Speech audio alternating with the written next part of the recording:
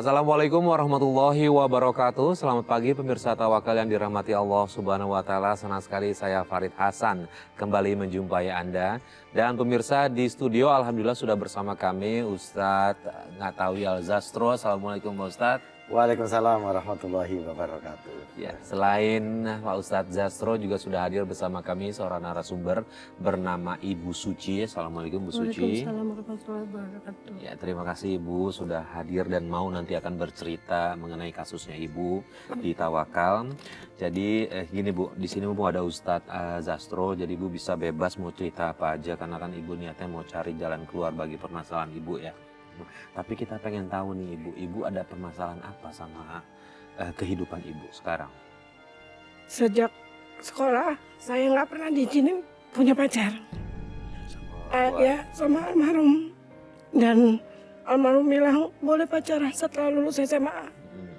Setelah lulus SMA saya punya pacar, kebetulan dia senior saya di organisasi sosial.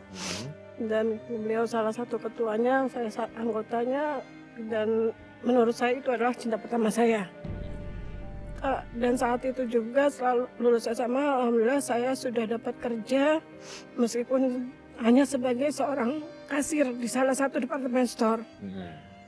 Tapi nggak tahu kenapa ayah saya almarhum selalu melarang, nggak boleh, jangan sama anak itu, dengan alasan itu masih mahasiswa dan masih minta uang jajan sama orang tuanya. Dan yang parahnya, ibu saya pernah bilang, jangan sekali-sekali sama orang Jakarta. Saya pikir, kenapa dengan orang?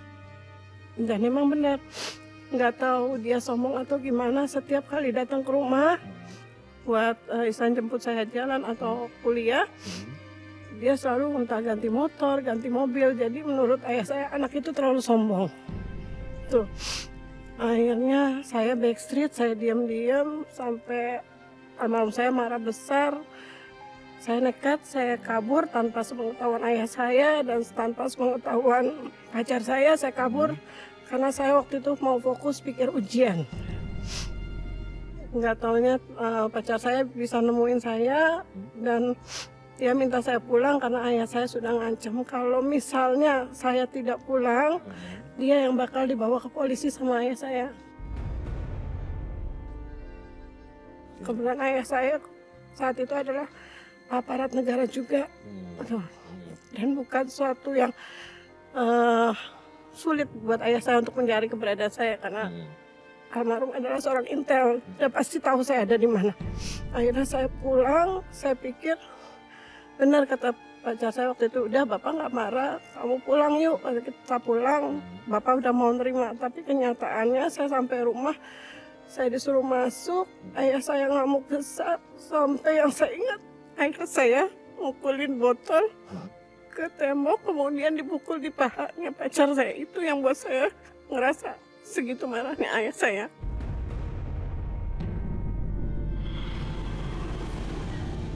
Sayang, aku nganter kamu sampai sini aja ya. Aku takut nanti ayah kamu lihat. Aku nggak mau pulang ke rumah ini lagi, Mas. Aku mau ikut kamu. Kamu mau aku dilaporin ayah kamu ke polisi? Kita kawin lari aja. Aku nggak bisa hidup tanpa kamu. Suci, aku juga, tapi kita nggak punya pilihan. Suci! Dari mana aja kamu?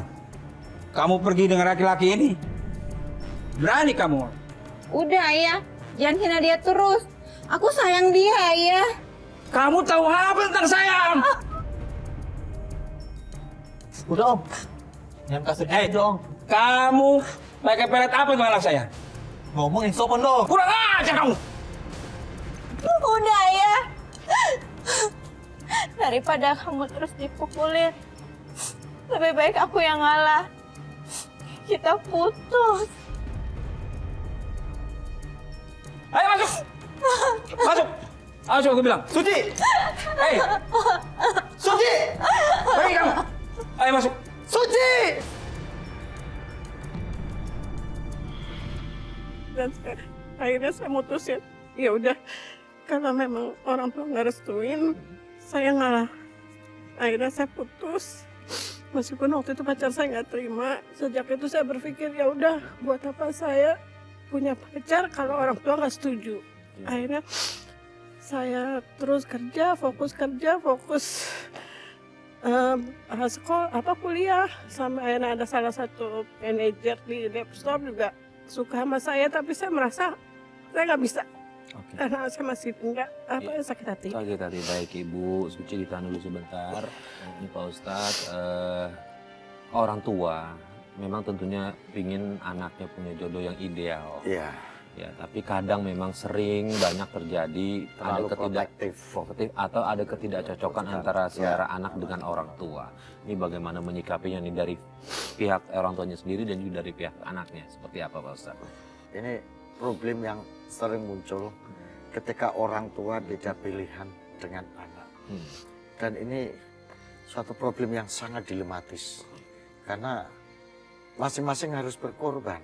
Tinggal gimana pengorbanan anak dan orang tua. Tapi saya melihat kisah Mbak Suci ini, Mbak Suci menurut saya masih menjadi orang yang menghormati orang tua dengan segala pengorbanannya. Ya. Meskipun sempat lari, meskipun sempat terjadi ada konflik, tapi Mbak Suci masih tetap mengikuti arahan, mengikuti kehendak orang tua. Sampai dengan segala pengorbanannya memutus sang pacar, gitu, memutus sang pacar. Nah, ini menjadi pelajaran bagi kita semua. Mestinya orang tua itu tidak mesti bersikap otoriter secara berlebihan terhadap anak, karena memang anak itu tidak sama kadang ya. Jadi meskipun dalam Islam itu kalau ulama-ulama fikih terutama mazhab Syafi'i ya Mas, itu orang tua, kakek itu punya hak untuk memaksa anaknya. Tapi belakangan ini kemudian banyak para fuqaha, para ahli-ahli fikih yang kemudian berpikir ulang bahwa tujuan rumah tangga itu apa? Kan untuk maslahah, mawaddah, warahmah, gitu kan? Nah, kalau ini proses dipaksa sampai terjadi benturan sehingga masuk sakinah, mawaddah, warahmah tidak terbentuk, maka kan tidak terjadi proses maslahah dalam pernikahan itu. Maka meskipun orang tua punya hak memaksa, maka sebaiknya ada proses dialog. Kalau toh anak tidak bisa menerima, ya ada baiknya orang tua untuk bisa menerima, menghormati atau memahami pikiran-pikiran si anak. Itu Mas. Tapi Ibu Suci ini luar biasa dengan segala pengorbanannya, dengan segala resikonya dia memutuskan pacarnya. Meskipun awalnya tetap backstreet gitu ya, tapi luar biasa masih menghormati orang tua sehingga dengan perasaan sakit dia merelakan itu semua, memutus pacarnya. Iya, baik Ibu. Kemudian tadi setelah putus katanya Ibu udah mulai bisa membuka lagi dengan pria lain ya? Iya, pria lain. Yang di departemen store itu? Iya, tapi itu hanya akhirnya saya cuma ngerasa saya butuh tempat curhat karena saya nggak punya kakak, saya paling tua. Beliau itu ngomong banget, dia mau terima cerita apa aja dan dia selalu manggil saya adik. Bebas curhat sama dia, bahkan saya bawa ke rumah, anehnya ayah saya tuh nggak marah, bahkan terima. Sampai ayah saya bilang, kenapa kamu nggak terusin aja sama orang ini, bilang gitu. Saya bilang nggak bisa, udah terlanjur nganggap dia kakak, saya bilang gitu. Nggak bisa perasaan dibolak-balik. Sampai ya udah sampai akhirnya 2001 saya benar-benar ngerasa tertarik sama salah satu aparat negara. Saya pikir orangnya baik karena sama dengan teman saya yang manajer itu, tapi nggak nyangka kalau dia kerja sama sahabat saya dari sekolah. Waktu itu kita jalan-jalan ke Bandung. Niatnya saya juga pengen refreshing, terus ajak teman saya yang udah sahabat saya juga lagi ada masalah, saya bawa senang-senang. Saya taunya dia kerja sama aparat itu, di sana dikerjain. Meskipun saya pernah punya pacar, tapi saya selalu jaga kehormatan saya, Pak Ustadz. Apapun saya bela-belain. Saya nggak mau sampai yang harusnya saya jaga sebagai perempuan itu terus benar-benar saya jaga karena amanat saya, ayah saya seperti itu. tapi siapa yang sangka Juni 2001 itu malah petaka banget buat saya. Saya harus ngalamin diperkosa, dikerjain sama aparat itu, Masya kerjasama Allah. dengan sahabatnya sendiri. Sejak itu sahabat saya juga menghilang. Setiap saya tanya kenapa harus nekat seperti itu, karena dia sakit hati. Dia bilang, kenapa kamu bisa bertahan dengan kehormatan kamu, saya nggak bisa. Dia bilang gitu. Saya bilang, saya punya ayah, saya keras. Ya, saya selalu bilang, kamu boleh ke diskotik, kamu boleh ke kafe, tapi satu, kehormatan kamu sebagai perempuan itu harus dijaga itu. Makanya saya selalu jaga itu. Akhirnya dia dendam, karena dia pengen sahabatnya juga seperti dia. Ini perempuan sahabat ibu Iya, ini. perempuan. Jadi sahabatnya merasa iri nih Pak Ustadz. Dijeblosin. Dijeblosin bahasa-bahasanya. akhirnya. Ini prosesnya gimana waktu itu kejadiannya ibu? Saya memang kerja satu perusahaan sama sahabat saya. Waktu itu sahabat saya seorang janda, sudah jadi janda karena lulus SMA dia kerja. Ternyata suaminya kawin lagi. Terus saya bilang ya udah sabar.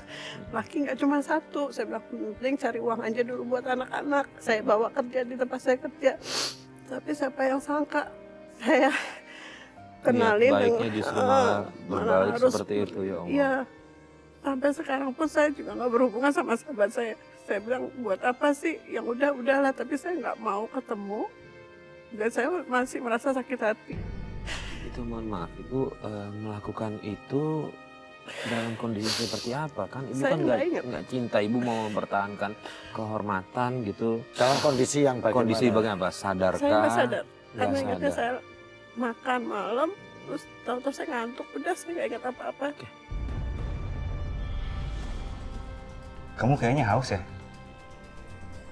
Air minum. Nggak usah mas, makasih. Alah, nggak apa-apa, diminum aja.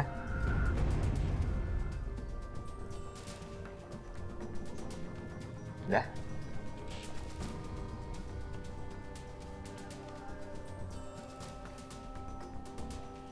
Aku kok jadi ngantuk ya? Kamu ngantuk? Ada kamar di sini. Kalau gitu kamu istirahat dulu aja di kamar. Nggak usah mas, makasih. Aku pulang aja. Apa? Kamu ngantuk loh. Kamu kuat pulangnya?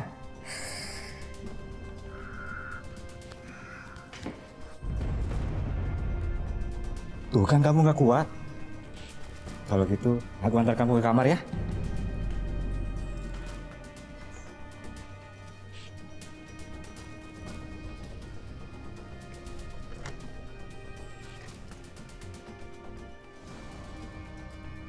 Gimana aku?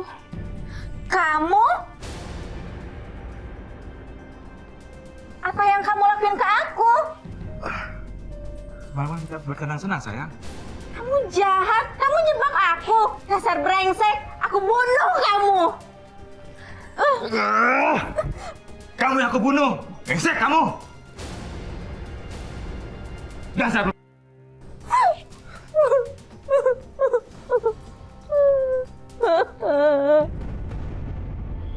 Tahunya pagi. Bu, sempat lapor ke polisi nggak sih? Saya bukan orang yang suka apa-apa lapor ya. Saya berusaha mau selesaikan sendiri Pak Ustadz. terus Jangan sampai kemudian? Orang tua nggak tahu. Ah, orang tua. Orang tua nggak tahu. Karena saat itu saya ngekos sejak ayah saya ngelarang saya pacaran, saya ngekos. Jadi saya buktikan saya bisa mandiri tanpa minta orang tua, saya bisa bayar kuliah sendiri dan itu saya buktikan sendiri. Iya, orang tua nggak tahu sampai mereka akhir hayat nggak tahu. Sekarang. Nggak tahu. Tapi saya yakin almarhum ayah saya tahu. Karena ayah saya punya indera keenam Pak Ustadz. Jadi kalau saya kenapa-napa pasti tahu. Ya Allah. Karena pernah setelah kejadian itu ayah saya telepon. Kamu lagi ada masalah apa? Saya selalu tutupin, nggak ada apa-apa kok Pak. Cuma ribut sedikit sama temen. Saya cuma selalu begitu, nggak cerita yang panjang lebar. Oke, Pak Ustadz, Ibu Suci masuk jebakan Iya. temannya. Jebakan itu tidak cuma hanya sekedar bercanda, tapi ini jebakan Wah, sudah Soal masuk. moral, Iya. masa depan, kehormatan, harga diri, ini sudah kamu Farid. Ini Mas Farid ya, orang yang melakukan pemerkosaan itu tuh sangat berat. Bukan Allah maupun di depan sosial ya, dalam hukum sosial ya. Kalau menurut para ahli fikih, orang yang melakukan perkosaan ini ada dua.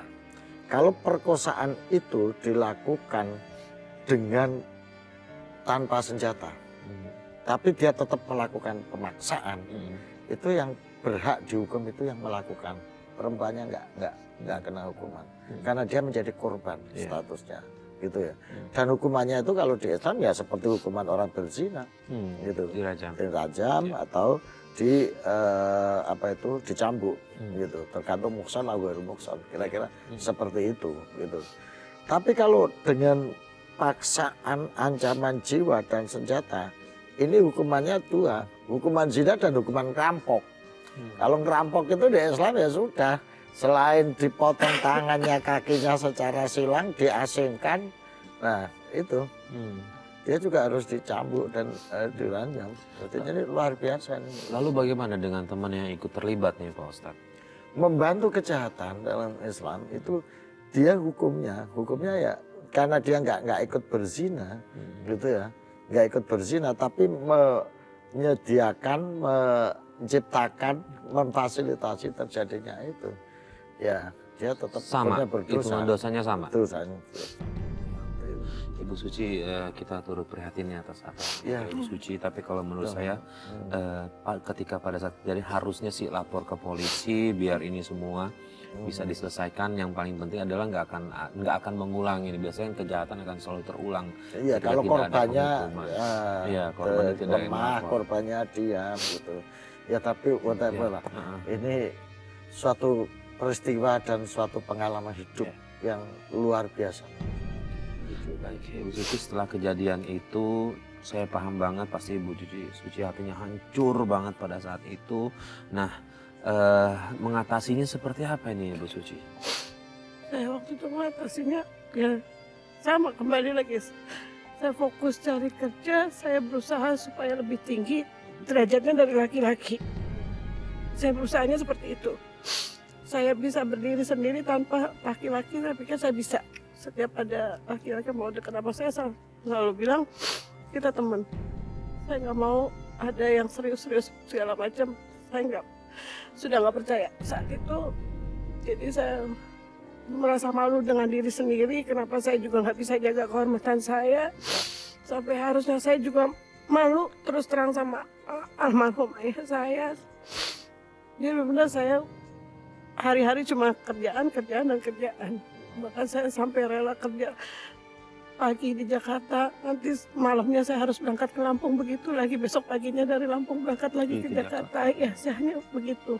Itu untuk menghapus trauma yang ada, jadi mengisi dengan kegiatan. Betul. Ya Allah, dalam melakukan ini efek dari kejahatan itu seperti itu, tidak hanya hari itu, tapi berhari-hari bahkan bertahun-tahun orang bisa menderita ya Allah. Ini tapi alhamdulillah Ibu Suci ini artinya kanalisasi atau kompensasi dari perasaan kecewa, perasaan sakit hati itu kerja, bukan dilampiaskan ke tempat yang lain. Meskipun ya betulnya kalau kerja ini juga dibarengi dengan kegiatan-kegiatan spiritual, misalnya doa, zikir, wirid gitu, itu akan lebih kuat, lebih tegar dan lebih tertata kondisi emosionalitasnya. Tapi karena memang beliau ini kan punya cita-cita harus ada mandiri, harus ada kesamaan, bahkan kalau bisa gua harus bisa membuktikan bahwa saya tidak selemah yang diduga kaum laki-laki, saya bisa sama dengan kaum laki-laki. Tekadnya kuat ya. Begini persoalannya, Ibu Suci, bahwa kehidupan spiritual itu penting. Mungkin karena terbawa oleh pikiran bapaknya tadi, bahwa suami itu harus punya uang, punya pekerjaan, punya penghasilan yang sudah mapan, sehingga ukuran-ukuran keberhasilan kecenderungannya menjadi sangat material. Dan ini berpengaruh kepada cara pikir Ibu Suci, sehingga kehidupan ukuran untuk melihat keseimbangan itu adalah berdasarkan pendapatan, penghasilan yang itu harus diperoleh melalui kerja. Bukan dari kualitas keimanan, Mas. Kualitas keimanan, kualitas spiritual sebagai pelengkap atau sebagai penunjang suatu hal yang penting untuk melengkapi kebutuhan-kebutuhan yang sifatnya material. Ini Ibu Suci sekarang mohon maaf sudah menikah atau masih sendiri? Sudah menikah. Sudah. Nah itu seberapa lama Ibu Suci menangani trauma sampai akhirnya berani membukakan hati lagi untuk pria? 3 tahunan ya. 3 Sudah tahunan. 3 tahunan. Jadi saya selain kerja, saya juga sempat sih ngikut seperti tadi Pak Ustadz bilang spiritual. Oh. Saya sempat ada salah satu ustadz juga dari Iya. Lampung yang banyak saya dikasih amalan-amalan, akhirnya saya dibuat Wah, tegar. bagus ya. Sampai tahun 2003 awalnya sih saya sempat kenal dengan seorang pria di daerah di situ saya hanya sebatas teman. Saya bawa teman kos yang pemain band, dia pengen main di luar kota, saya bawa karena kebetulan punya channel di luar kota, saya bawa ke sana dan saya kenal dengan salah satu karyawan di sana. Akhirnya kita bersahabat, awalnya cuma bersahabat. Dan di situ dia nanya kenapa nggak cari cowok yang buat serius. Saya bilang buat apa sih cari cowok tuh, nggak akan ada yang mau, karena kebetulan sejak kejadian saya perkosa itu saya dapat penyakit kista. Oh, saya ngerasa itu hukuman dari Allah. Saya dapat kista dan miom, bahkan dokter itu sudah vonis saya nggak akan bisa punya anak. Makanya saya cerita ke cowok ini, ternyata dia bilang ya udah nggak usah pikirin begitu, kita nikah yuk. Nggak tahu kenapa saat itu saya langsung bilang sama ayah saya. Saya bilang, Pak, ada yang ngajakin nikah gimana? Kata bapak, orang seberang ya? Iya. Ya udah kamu sholat istiaroh. Saya jalani sholat istiaroh. Ternyata memang yang ditunjukin saya harus nikah sama yang orang seberang ini. Oh ya udah, akhirnya saya nikah pertengahan 2004. Saya nikah, terus saya pindah ke daerah ngikut suami. Di situ ayah saya juga nggak bisa datang karena kebetulan saya nikahnya di daerah, Pak. Terus saya diwalikan karena ayah saya saat itu sedang sakit. Awal pernikahan, seminggu pernikahan itu saya ngerasa ada keanehan, ada yang selalu disembunyikan sama suami saya. Ternyata suami saya itu suka mabuk. Itu yang awalnya saya nggak tahu. Yang saya cuma tahu gini, kalau pulang kerja, dia memang kerja di hotel itu. Dia kalau pulang selalu matanya merah. Saya tanya kenapa mas? Enggak, tadi kelilipan, selalu begitu. Terus saya merasa kalau tiba-tiba dia diam terus tangannya bergetar, Pak Ustadz. Saya bilang, udah gitu dia pergi ganti baju mau kemana? Enggak, sebentar mau keluar. Lama-lama saya nemuin ada berapa minuman, ada obat-obatan di kantong bajunya. Saya jadi mikir kenapa saya dapat suami yang seperti ini. Saya mikirnya gitu.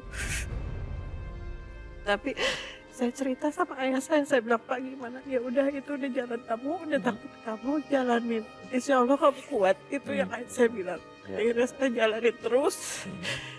Sampai saat itu saya benar-benar marah, saya nggak terima. Kok uang dihabis-habisin dibuat begitu. Akhirnya saya tanya kenapa uang ini dia bisa habisin. Dia marah, dia nggak terima, saya dipukul.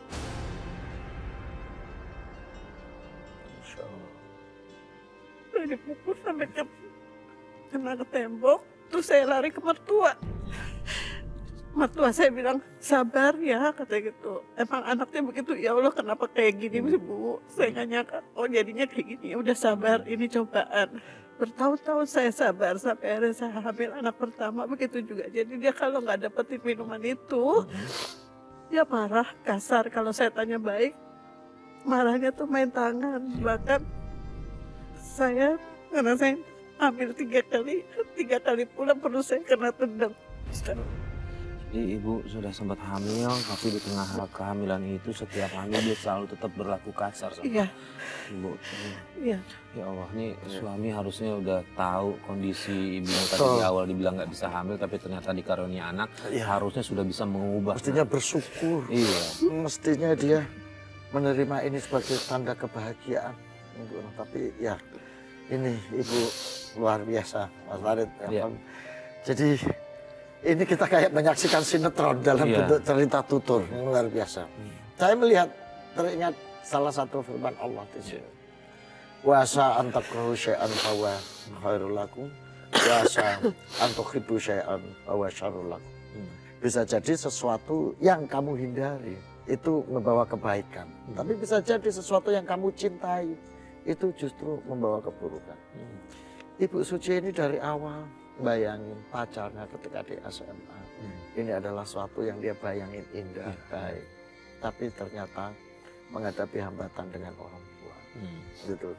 Ketemu orang yang dikagumi, dicintai lagi, ternyata membawa bencana yang lebih besar, bawa keburukan yang lebih besar. Gitu. Ketemu lagi yang ketiga jodoh yang sudah diistiqomah dengan segala pertimbangan, dengan segala kelakuan. Ternyata ini membawa keburukan, membawa ketidakbaikan, padahal ini sudah bilang. Nah, saya berharap Ibu, ini kan melihat sikap suami, melihat kelakuan suami yang seperti itu. Tapi ini sudah menjadi pilihan Ibu. Ini sudah menjadi ketetapan Ibu untuk melakukan itu. Maka ini bisa kita balik lagi. Gitu. Wa asa antakrohu syai'an fahuwa khairul lakum. Bisa jadi suami yang ternyata membawa sikap-sikap yang tidak disukai Ibu. Tapi itu sudah menjadi pilihan Ibu. Mudah-mudahan ini menjadi satu kebaikan bagi Ibu ke depan. Ya. Nah, Ibu Suci pernah nggak sih ngelawan? Bukan ngelawan sih, maksud saya setidaknya nanya, kenapa melakukan itu ke saya gitu, ke suami? Saya pernah nanya, bahkan kalau saya selalu diajarkan almarhum, kalau kamu nggak salah, bela diri sendiri. Saya pernah bela diri saya sendiri, tapi malah perlakuan yang tambah kasar yang saya terima, Pak Ustadz. Jadi, saya ngerasa ya udah lebih baik saya diam.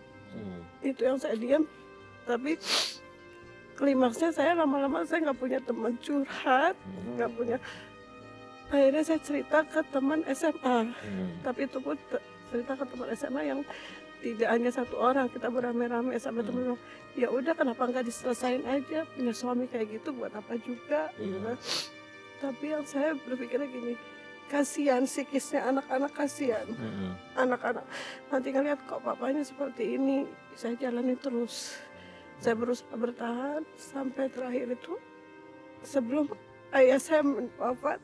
Saya pernah bilang 2009, kalau kamu gak kuat lepasin, jangan kamu paksain diri. Nah itu kejadian 2 tahun lalu. Saya sudah benar-benar gak kuat karena suami saya sempat mukul saya dan bagi saya udah keterlaluan dan akhirnya saya jadi dendam. Saya bilang, saya bisa berdiri tanpa lu, saya bilang gitu. Terus saya minta cerai, saya bilang ya udah kita cerai. Tapi dengan bilang ya udah kita cerai itu, dia sampai mencekik saya. Itu kejadiannya gara-gara saya melihat WA-nya suami. Ada WA dengan perempuan lain. Sampai saya nekat nelfon perempuan itu, ada urusan apa.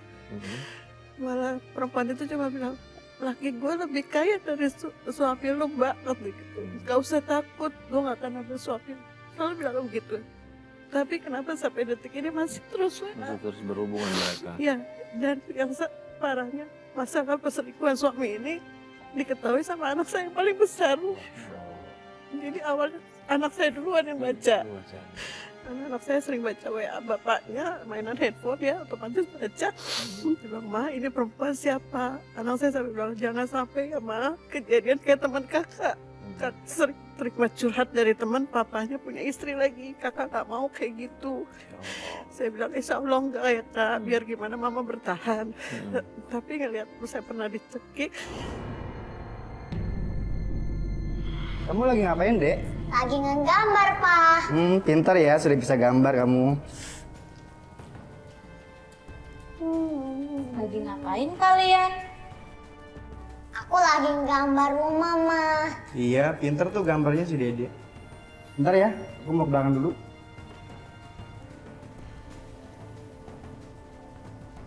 Gambar apa, Kak? Kakak lagi nggambar rumah. Oh, siapa Bunga? Pasti dia selingkuh. Oh, Dede udah gambarnya. Mas, siapa Bunga? Kok WA-nya pakai sayang-sayangan gini?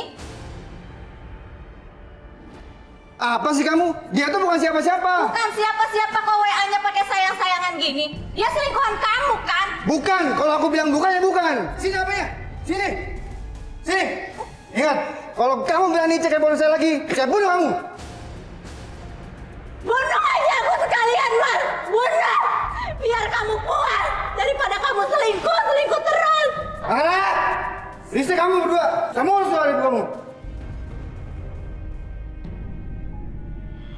Tengah malam, anak-anak saya bilang, paling kecil sabar, Mas. Sabar itu emas. Sebaru 7 tahun, Pak Ustadz, kamu sabar itu.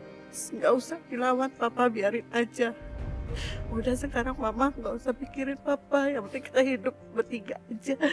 Saya bilang, iya sih, Dek. Ini disaksikan anak-anaknya nih Pak Ustadz. Suaminya menyakiti dia, ya Allah. Ini Dan saya miris sih dengarnya ini Pak Ustadz. ini menjadi pendidikan yang tidak baik bagi anak. Iya. Karena secara emosional, sikap-sikap seperti ini akan mempengaruhi psikologis anak. Sehingga akan memberikan dampak terhadap cara pandang, penilaian anak-anak terhadap ayah, terhadap laki-laki yang bisa menimbulkan trauma psikologis maupun trauma sosiologis bagi anak-anak. Karena masalah KDRT ini, Mas Farid, ini tidak hanya hukum akhirat, hukum dunia juga ada hukumnya. Ini Undang-Undang Nomor 23 tahun 24 kalau nggak salah. Itu bicara soal penghentian terhadap KDRT, PKDRT itu.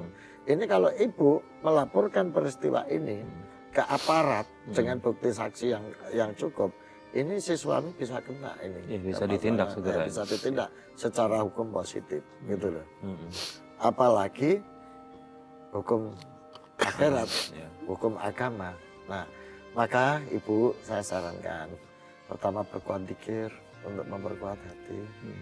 Anak ibu yang sudah dewasa, yang sudah bisa diajak omong baik-baik untuk menghadapi persoalan ini. Apalagi tadi sudah terlontar, sudahlah, nggak usah mikir bapak, kita hidup bertiga saja. Gitu. Apalagi kalau dilihat dari sejarah kronologi kehidupan ibu ini bukan sangat mandiri banget. Iya. Ibu ini Luar orang biasa, yang Pak sangat Ustadz. tegar, mandiri, bisa mencukupi kebutuhannya secara pribadi, gitu ya. Supaya ibu nanti bebannya tidak bertambah. Iya. Mikir suami, kemudian emosional terkuras, material terkuras. Padahal ibu harus sustain, ibu harus punya tanggung jawab membesarkan, mendidik, dan mengarahkan anak-anak ini masa depannya. Meskipun itu sebetulnya tanggung jawab suami ya, tapi kan ternyata nggak bisa diandalkan. Jadi ibu, saya ikut prihatin dan ikut berdoa. Mudah-mudahan ini segera ada jalan keluar. Ibu pernah menikmati kebahagiaan hidup dari seluruh proses panjang. Yakinlah kesabaran ibu akan berbuah indah pada waktunya. Saya nggak tahu, mungkin keindahan itu akan berbentuk. Mudah-mudahan sang suami sadar, sang suami bisa balik. Sehingga menyadari kesalahan, menyadari tugas dan tanggung jawab. Sehingga kehidupan yang sakinah mawaddah warahmah akan terbentuk untuk keluarga ibu masa depan. Pak Ustadz, terakhir Pak Ustadz, kira-kira doa dan amalan apa yang Ibu Suci harus lakukan? Karena kalau menurut saya tujuan utama Bu Suci sebaiknya curhat ke Allah. Ya. Karena tadi cerita banyak curhat ke teman-temannya, utamakan ke Allah. Ini apa yang harus Ibu Suci dalam waktu dekat ini Pak Ustadz lakukan? Saya ingin Ibu Suci ya, itu ada sholawat. Ya, sholawat ini sebetulnya digunakan untuk menghadapi orang yang bersikap dolim. Ya, namanya sholawat azgili.